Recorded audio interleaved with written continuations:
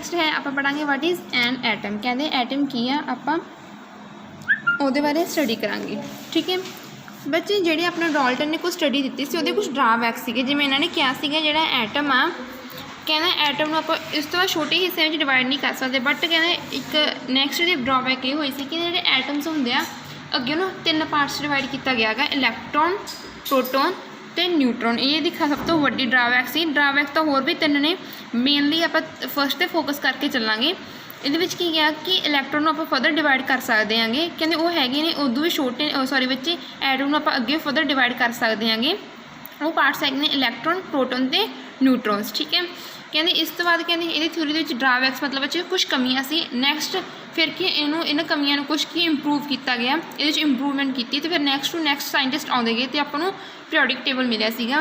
ਹੁਣ ਚਲੋ ਹੁਣ ਆਪਾਂ ਆਪਣੇ ਐਟਮਸ ਵੱਲ ਚੱਲਦੇ ਹਾਂ। ਐਟਮਸ ਕੀ ਕਹਿੰਦੇ ਨੇ, just as all houses are made up of bricks. ਕਹਿੰਦੇ ਜੇ ਆਪਾਂ ਨੂੰ ਪਤਾ ਜਿਵੇਂ ਘਰ ਨੇ ਜਿਹੜੇ ਇੱਟਾਂ ਤੋਂ ਬਣਦੇ ਨੇ, in the way all the matter is made of atoms. ਕਹਿੰਦੇ ਉਸੇ ਤਰ੍ਹਾਂ ਹੀ ਜਿਹੜਾ ਮੈਟਰ ਉਹ ਐਟਮਸ ਤੋਂ ਮਿਲ ਕੇ ਬਣਦਾ।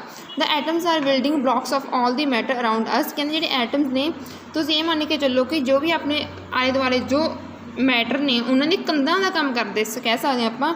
ਇਨ chemistry atom is defined as, atom ਦੀ ਡੈਫੀਨੇਸ਼ਨ ਦੇਖੋ, an atom is the smallest particle of an element. Element ਦਾ ਸਭ ਤੋਂ ਛੋਟਾ particle that take part in a chemical reaction, ਜੋ ਕਿ ਕੈਮੀਕਲ ਰਿਐਕਸ਼ਨ ਦੇ ਵਿੱਚ ਹਿੱਸਾ ਲੈਂਦਾ ਹੈਗਾ। ਠੀਕ ਹੈ ਬੱਚੇ, ਇਹ ਐਟਮ ਦੀ ਪ੍ਰੋਪਰ ਇੱਕ ਡੈਫੀਨੇਸ਼ਨ ਕਹਿ ਸਕਦੇ ਹਾਂ। ਠੀਕ ਹੈ ਬੱਚੇ, at most elements are very reactive and do not exist in free state. ਕਹਿੰਦੇ ਕਈ ਐਟਮਸ ਮਤਲਬ ਐਲੀਮੈਂਟਸ ਇੱਦਾਂ ਦੇ ਹੁੰਦੇ ਜਿਵੇਂ ਕਿ ਆਕਸੀਜਨ ਲਾ ਲਓ, ਆਕਸੀਜਨ ਬਹੁਤ ਰਿਐਕਟਿਵ ਹੁੰਦੀ ਹੈਗੀ, ਆਪਣੀ ਆਕਸੀਜਨ ਹੁੰਦੀ ਬਹੁਤ, ਉਹ ਕਦੇ ਵੀ ਫਰੀ ਸਟੇਟ ਮਤਲਬ ਇਕੱਲੀ ਨਹੀਂ ਰਹਿ ਸਕਦੀ। ਉਹ ਆਪਣੇ ਜਿਹੜੀ ਜਿਵੇਂ ਹਾਈਡਰੋਜਨ ਵਗੈਰਾ ਲਾ ਲਓ ਜਾਂ ਕੋਈ ਵੀ ਗੈਸ ਕੋਈ ਵੀ ਚੀਜ਼ ਪੀਓ ਉਹਦੇ ਨਾਲ ਛੇਤੀ ਰਿਐਕਟ ਕਰ ਜਾਂਦੀ ਆ। ਤੁਸੀਂ ਇਹਦਾ ਦੇਖੋ ਜਿਹੜੀ ਆਕਸੀਜਨ ਪਈ ਹੁੰਦੀ ਹੈ ਆਪਣੇ ਬਾਹਰ ਵਗੈਰਾ, ਆਪਣੇ ਬਾਹਰ ਕਿ ਲੋਹੇ ਦੇ ਸੰਦ ਵਗੈਰਾ ਖੜੇ ਹੁੰਦੇ ਨੇ, ਉਹ ਰਸਟ ਹੋਏ ਮਤਲਬ ਉਹਨਾਂ ਨੂੰ ਕੀ ਜੰਗ ਲੱਗਣਾ ਸ਼ੁਰੂ ਹੋ ਜਾਂਦੀ। ਆਕਸੀਜਨ ਕੀ ਆ ਮੋਇਸਚਰ ਦੇ ਨਾਲ ਮਿਲ ਕੇ ਉਹਨਾਂ ਰਿਐਕਟ ਕਰਕੇ ਉਹਨੂੰ ਕਿ ਜੰਗ ਲੱਗਣਾ ਸਟਾਰਟ ਕਰ ਦਿੰਦੀ ਆ। ਉਹ ਗੱਲ ਕਹੀ ਹੈ ਇਹਨਾਂ ਨੇ, ਮਤਲਬ ਕਿ ਕੁਛ ਹੁੰਦੇ ਨੇ ਐਲੀਮੈਂਟਸ ਜਿਹੜੇ ਕਿ ਫਰੀ ਸਟੇਟ ਵਿੱਚ ਨਹੀਂ ਰਹਿ ਸਕਦੀ ਈਜ਼ਲੀ, ਕਿ ਉਹਨਾਂ ਨੂੰ ਰਿਐਕਟ ਕਰਨਾ ਪੈਂਦਾ ਬਾਈ ਇਟਸ ਨੇਚਰ। ਇਸ ਤੋਂ ਬਾਅਦ ਇਹਨਾਂ ਨੇ ਕਿਹਾ atoms of most of the elements are very reactive, do not exist in free state, they exist in with the atoms of the same element or another element. ਕਈ ਵਾਰ ਕੀ ਹੁੰਦੇ ਕਹਿੰਦੇ ਜਾਂ ਤਾਂ ਆਪਦੇ ਹੀ ਐਟਮ ਨਾਲ ਜਿਵੇਂ ਕਿ ਆਕਸੀਜਨ ਗੈਸ ਉਹ ਨਾਲ ਮਿਲ ਜਾਂਦੀ, ਅਤੇ ਕਈ ਵਾਰ ਕਹਿੰਦੇ ਕਿਸੇ ਹੋਰ ਐਲੀਮੈਂਟ ਨਾਲ ਰਿਐਕਟ ਕਰ ਜਾਂਦੇ, ਜਿਵੇਂ ਕਿ ਵਾਟਰ ਹਾਈਡਰੋਜਨ ਦੇ ਨਾਲ ਮਿਲ ਕੇ ਆਕਸੀਜਨ, ਹਾਈਡਰੋਜਨ ਨਾਲ ਆਕਸੀਜਨ ਮਿਲ ਕੇ ਆਪਾਂ ਨੂੰ ਕਿ ਪਾਣੀ ਦੇ ਦਿੰਦਾ। There are so many kinds of atoms as are elements. ਕਹਿੰਦੇ ਇੱਥੇ ਬਹੁਤ ਤਰ੍ਹਾਂ ਦੇ ਐਟਮ ਨੇ ਜਿਵੇਂ ਕਿ ਐਲੀਮੈਂਟਸ ਨੇ। Atoms are very small in size, ਕਹਿੰਦੇ ਬਹੁਤ ਛੋਟੇ ਹੁੰਦੇ ਨੇ। An idea of extremely size of atom can be had from the fact. ਇੱਕ ਆਈਡੀਆ ਦੱਸਦੇ ਆ, ਕਹਿੰਦੇ 3 crore 50 lakh copper atoms, 3 crore 50 lakhs copper atoms are arranged end to end align. ਕਹਿੰਦੇ 3 ਕਰੋੜ 50 ਲੱਖ ਐਟਮਸ ਲਾ ਲਓ ਤੁਸੀਂ ਇੱਕ ਐਂਡ ਟੂ ਐਂਡ ਇੱਕ ਲਾਈਨ ਦੇ ਵਿੱਚ ਅਰੇਂਜ ਕਰਦੇ ਜਾਓ। ਕਹਿੰਦੇ ਇਸ ਤੋਂ ਬਾਅਦ ਅਲਾਈਨ ਵੁੱਡ ਕਵਰ ਆ ਡਿਸਟੈਂਸ ਅਬਾਊਟ 1 ਸੈਂਟੀਮੀਟਰ। ਕਹਿੰਦੇ ਤੁਸੀਂ ਦੇਖੋ 1 ਸੈਂਟੀਮੀਟਰ ਆਪਣਾ ਕਿੱਡਾ ਹੁੰਦਾ, ਐਡਾ ਸੈਂਟੀਮੀਟਰ ਹੁੰਦਾ, ਉਹਦੇ ਵਿੱਚ 3 ਕਰੋੜ 50 ਲੱਖ ਕਾਪਰ ਦੇ ਐਟਮ ਬਣਦੇ, ਤਾਂ ਜਾ ਕੇ ਆਪਣੇ ਕੋਲ ਸਿਰਫ ਔਰ ਸਿਰਫ ਐਡੀ ਕਿ 1 ਸੈਂਟੀਮੀਟਰ ਦੀ ਲਾਈਨ ਬਣਦੀ ਆ। ਇੱਥੋਂ ਆਪਾਂ ਅੰਦਾਜ਼ਾ ਲਾ ਸਕਦੇ ਹਾਂ। The size of an atom is indicated by its radius. ਕਿਸੇ ਵੀ ਐਟਮ ਦਾ ਜਿਹੜਾ ਸਾਈਜ਼ ਆਪਾਂ ਕਿਵੇਂ ਇੰਡੀਕੇਟ ਕਰਾਂਗੇ, ਉਹਦੇ ਰੇਡੀਅਸ ਤੋਂ। ਜਿਵੇਂ ਕੋਈ ਵੀ ਸਰਕਲ ਦਾ ਰੇਡੀਅਸ ਹੁੰਦਾ, ਕਿੰਨਾ ਰੇਡੀਅਸ ਆ ਹੈ ਨਾ, ਆਪਾਂ ਕਹਿ ਸਰਕਲ ਦਾ ਇੰਨਾ ਰੇਡੀਅਸ, ਉਸੇ ਤਰ੍ਹਾਂ ਕਹਿੰਦੇ ਕਿਸੇ ਐਟਮ ਦਾ ਇੰਨਾ ਰੇਡੀਅਸ, ਉਹ ਕੀ ਆਪਾਂ ਨੂੰ ਸ਼ੋ ਕਰੂਗਾ ਕਿ ਹਾਂਜੀ ਉਸ ਐਟਮ ਦਾ ਕਿੰਨਾ ਸਾਈਜ਼ ਆ। ਵਿਚ ਇਜ਼ ਕਾਲਡ ਅਟੋਮਿਕ ਰੇਡੀਅਸ, ਜਿਹਨੂੰ ਆਪਾਂ ਅਟੋਮਿਕ ਰੇਡੀਅਸ ਕਹਿ ਸਕਦੇ ਹਾਂ। ਅਟੋਮਿਕ ਰੇਡੀਅਸ ਇਜ਼ ਮੇਜ਼ਰਡ ਇਨ ਨੈਨੋਮੀਟਰਸ। ਕਹਿੰਦੇ ਆਪਾਂ ਨੂੰ ਨੈਨੋਮੀਟਰ ਦੀ ਹੈਲਪ, ਜਿਵੇਂ ਕਿ ਆਪਾਂ ਮੀਟਰ ਸੈਂਟੀਮੀਟਰ ਹੁੰਦਾ, ਕਹਿੰਦੇ ਆਪਾਂ ਅਟੋਮਿਕ ਰੇਡੀਅਸ ਕਿਹਦੀ ਹੈਲਪ ਨਾਲ ਆਪਣੀ ਐਸਾ ਯੂਨਿਟ ਕਿਹੜੀ ਹੈਗੀ ਜਿਹਨੂੰ ਆਪਾਂ ਮੇਜ਼ਰ ਕਰਦੇ ਹਾਂ ਅਟੋਮਿਕ ਰੇਡੀਅਸ ਨੂੰ, ਨੈਨੋਮੀਟਰ ਨਾਲ। ਕਹਿੰਦੇ 1 ਨੈਨੋਮੀਟਰ ਦੇ ਵਿੱਚ 1/10⁹ ਮੀਟਰਸ ਹੁੰਦੇ ਨੇ, ਮਤਲਬ 1 nm ਨੈਨੋਮੀਟਰ ਦੀ ਸ਼ਾਰਟ ਫਾਰਮ ਹੋ ਗਈ। ਇੱਧਰ ਨੂੰ ਇੱਦਾਂ ਲਿਖ ਲਿਆ, ਕਹਿੰਦੇ 1/10⁹ ਨੂੰ ਆਪਾਂ ਕੀ ਲਿਖ ਸਕਦੇ ਹਾਂ 10⁻⁹ hydrogen atom is the smallest atom of all. MCQ, ਜਿਹੜਾ ਹਾਈਡਰੋਜਨ ਐਟਮ ਹੁੰਦਾ ਸਭ ਤੋਂ ਛੋਟਾ ਐਟਮ ਮੰਨਿਆ ਗਿਆ ਹੈਗਾ ਸਾਰਿਆਂ ਦੇ ਵਿੱਚੋਂ। The atomic radius of hydrogen atom is 0.037 nanometre. ਠੀਕ ਹੈ ਬੱਚੇ, ਇਹਦਾ ਇੰਨਾ ਛੋਟਾ ਸਾਈਜ਼ ਹੁੰਦਾ 0.037 nanometre. If we express the radius of hydrogen atoms in metres. ਕਹਿੰਦੇ ਜੇ ਆਪਾਂ ਇਹਨੂੰ ਮੀਟਰ ਦੇ ਵਿੱਚ ਐਕਸਪ੍ਰੈਸ ਕਰਨਾ ਚਾਹਾਂਗੇ, ਵਿੱਚ ਦੇਖ ਲਓ ਕਿਵੇਂ ਹੁੰਦਾ ਗਾ। 1 ਨੈਨੋਮੀਟਰ ਦੇ ਵਿੱਚ ਕਿੰਨੇ 10⁻⁹ ਇੱਧਰ ਕਿੰਨੇ ਹੋਣੇ ਨੈਨੋਮੀਟਰ, ਮਤਲਬ 10⁻⁹ ਨਾਲ ਮਲਟੀਪਲਾਈ ਕਰਦੇ ਆ ਚੀਜ਼ ਇਹਨਾਂ ਨੇ, ਉੱਦਾਂ ਹੀ ਰੱਖ ਲਈ। ਠੀਕ ਹੈ, ਤੁਹਾਨੂੰ ਕਰਨੀ ਆਉਂਦਾ ਹੋਣਾ, ਮੈਥਮੈਟੀਕਲ ਕੰਸੈਪਟ ਆ। विच मीनस मतलब कि हुण इस तो बाद की बच्चे इन्होंने कहा कि 9 जीरो होनी चाहिए, मतलब 3.3 नहीं सी 9 3 12, मतलब कुल इधर की है पॉइंट तो बाद 12 अखर होने चाहिए। इन्ने मीटर देख लो तुसी। It is a really very small the atomic radii of some common elements are given below। देख लो बच्चे 2-3 एलीमेंट तुसी याद रख लियो, कई बार पूछ लेंदे ने। हाइड्रोजन ऑक्सीजन ते कार्बन इन्हां दे थोड़े याद ही होने चाहिए आ। आयरन का भी कर लियो तो कॉपर ते गोल्ड का, ये 6 तो थोड़े याद होने चाहिए आ। इस तो बाद बच्चे इन्होंने कुछ क्योंकि एटम बहुत छोटे होंगे ने उन्होंने आप नेक नाल नहीं दे सकते। एक डायग्राम आ जो कि एक STM होंगे बच्चे अपने को ਸਕੈਨਿੰਗ ਟਨਲਿੰਗ ਮਾਈਕਰੋਸਕੋਪ की मदद नाल इन्होंने की किसी मैटर का कोई एटम दिखाया है।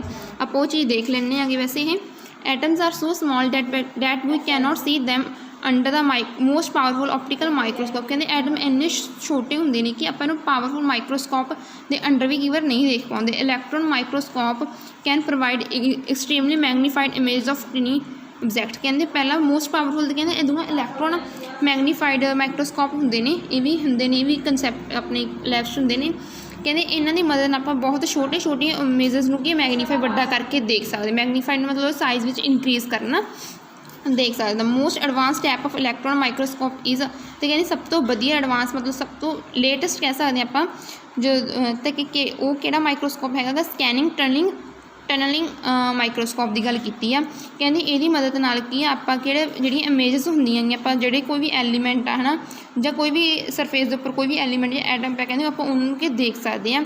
The atom shows as blood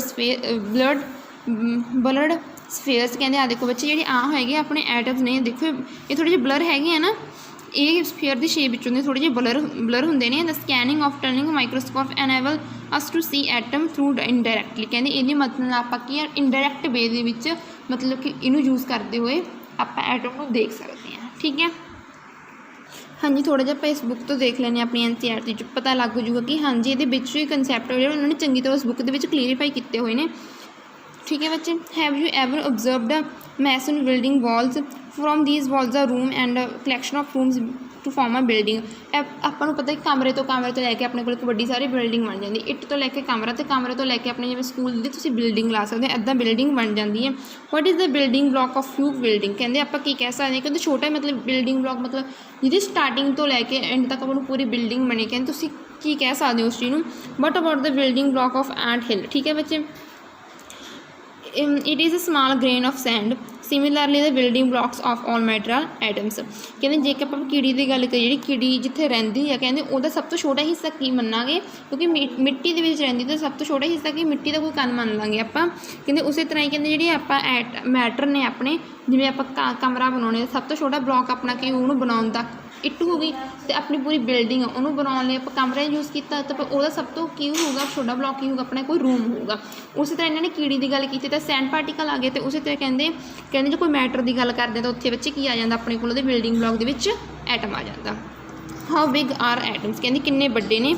ठीक है बच्चे, एटम्स आर वेरी स्मॉल। कहते बहुत ज़्यादा छोटे ने। They are smaller than anything that we can imagine or compare with. कहते इन्ने छोटे होंगे ने कि आप इन्होंने इमेजिन वगैरह ही कर सकते हैं। More than millions of atoms when start would make a layer barely as thick as this sheet of paper. कहते जेकर आप मिलियन ऑफ एटम्स लैके चलांगे जिवें हुण अपनी आ सीट की थिक मतलब कि देखो किन्नी मोटाई है यदी गल की तो कहते इत्थे जाके इन्नी पतली कोई लेयर बन सकती है। ठीक है, ताकि किते जाके कोई एटम वगैरह बन सकता सॉरी बच्चे मॉलिक्यूल वगैरह। आ देख लो बच्चे हाइड्रोजन की गल की है, पानी की गल की हैगी। ठीक है, अपने जो ब्लड के होमोग्लोबिन होंदा जो मिट्टी के किसी भी वो गल की है जो कीड़ी वगैरह के साइज़ की गल की जो वाटरमैलन की गल की वो इत्थे उन्होंने साइज़ दसे हुए हैं। सो दसिया सी एटॉमिक रेडियस है ना नैनोमीटर में मेजर किया होंदा, वो मैं तुहानूं दस चुकी हूँ पहला। नैक्सट बच्चे, we might think that if atoms are so insignificant in size why should we can about them why should we care about them. कहते जे सोचिए कि जो उन्होंने साइज इन्ना छोटा कि आप उन्होंने नेक्ड आइज नाल नहीं देख सकते फिर की फायदा कहते आप उन्होंने बारे स्टडी करिए। This is because our entire world is made up of atom. But है क्योंकि अपना सारा का सारा संसार ही कहते छोटे छोटे एटम्स तो मिल के बनया गा। If we may not able to see them कहते पर उन्होंने आप देखने के योग नहीं है but they are constantly affecting whatever we do. But जब कुछ करते हैं जो कुछ करते तो आपको कॉन्सटेंटली आप एक दूजे को इफेक्ट करते रहने।